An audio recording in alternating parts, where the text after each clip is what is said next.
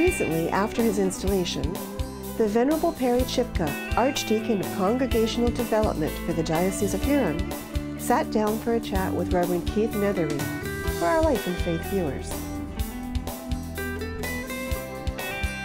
Today on Life and Faith, we meet the new Archdeacon for Congregational Development in the Anglican Diocese of Huron. The Venerable Perry Chuipka is the rector of the Parish of the New Beginnings, the Anglican churches in Lucknow, Wingham, Blythe, and Brussels.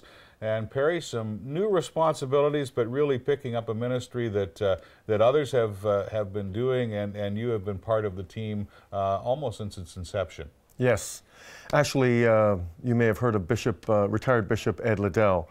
He was the founder of this coaching of development.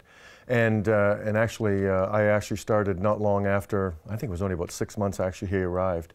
And also Canon Marilyn Moulton now, who is actually the chair with me, she was also there before I was. I'm looking forward to working with Marilyn. And also John Callahan, who has just stepped down. He's actually still going to be with us, and I'm still looking forward to working with him. And we have 8 other coaches that are with us as well.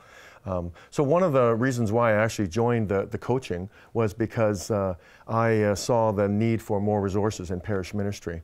And especially, as you well know, with many of the challenges that we're now facing in the 21st century. So what I'm looking forward to now is being able to go out there and help some of the churches with some new resources that we have. So tell me what a congregational coach does. A congregational coach actually works beside a congregation.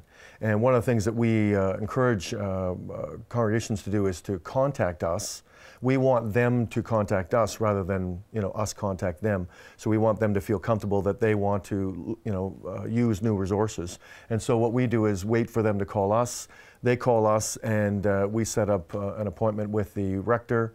And then he'll often get his wardens together, and we talk about where they could use more resources in their parish ministry. You're in a parish, obviously, by the name New Beginnings. It shows that it's a new combination. It wasn't that long ago that 4-point parishes didn't exist. Talk about the way ministry and churches and parish definitions are changing. Well, it's interesting because, it's almost like we call that almost like a cluster ministry that I have. And what's interesting is that we have coordinated Sunday school teachers, we've coordinated licensed readers. So we have a lot of meetings that are joint, not just in each individual church.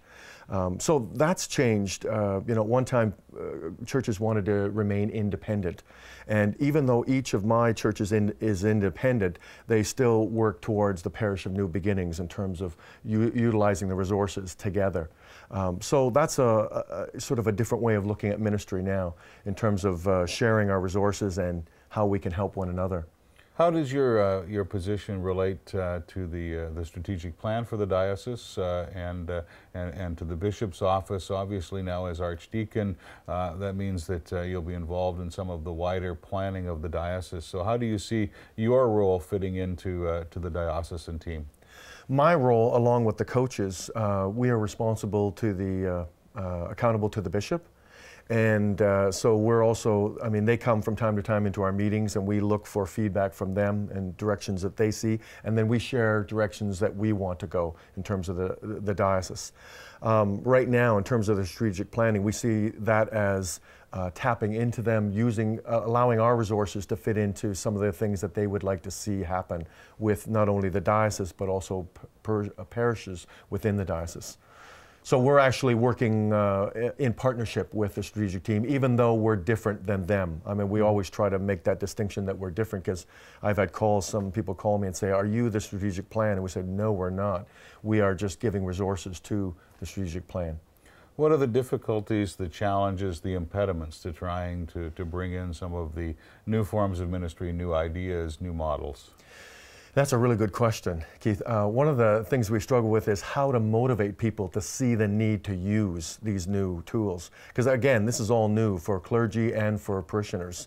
So it's how do we advertise ourselves? How do we get it out there? How do we increase our profile? That's one of the challenges that the coaches are dealing with right now, because we would like the clergy and the parishioners to come to us and say, this is something that we need. Like, we're hearing about your resources, this is something we need. So the challenge is how to motivate people and to see that these are important resources that we have that they can utilize.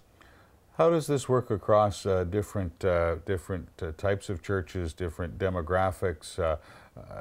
I know that the coaches have been involved with parishes in London, Kitchener, Windsor, larger cities, the New Beginnings, the smaller towns. How is it adaptable to all, or does it take looking at each individual situation? It's very good. It's each individual parish we take, and they're all different, they're all unique. Like you said, some are urban, some are rural. And so we sort of, the premise we start off in coaching congregations is we take them for where they're at right there, and then we move on from there. So we actually really want to find out a fair amount of their history, what they've done, and then we move into using some of the resources that we have. Now, they may not always fit, and that's one of the things that we're always gauging with them, saying, we want to always get feedback from them to see if it fits. Your collation as Archdeacon, some footage of which has been rolling through this this program this morning.